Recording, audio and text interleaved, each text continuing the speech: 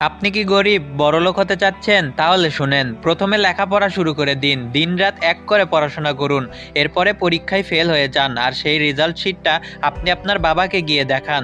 সেই রেজাল্ট দেখে আপনার বাবা আপনাকে একটা ফুচকার দোকান দিয়ে দিবে, আর সেই দোকানে অনেকগুলো মেয়েরা ফুচকা খেতে আসবে।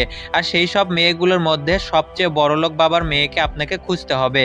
যখনই সেই মেয়েটা ফুচকা খাওয়ার পর আপনাকে ফুচকার টাকা দিতে যাবে, আপনি টাকা দিতে না করে দিবেন এবং বিকাশে টাকা দিতে বলবেন। বিকাশে টাকা দেওয়ার ফলে আপনি তার নাম্বারটা পেয়ে যাবেন। তারপর ওই নাম্বারে আপনাকে মেসেজ করতে হবে, ততক্ষণ পর্যন্ত করতে হবে যতক্ষণ না পর্যন্ত আপনি তাকে পটিয়ে না ফেলছেন। এবং পটানো হয়ে গেলে সে আপনাকে তার বাবার সাথে দেখা করাতে চাইবে।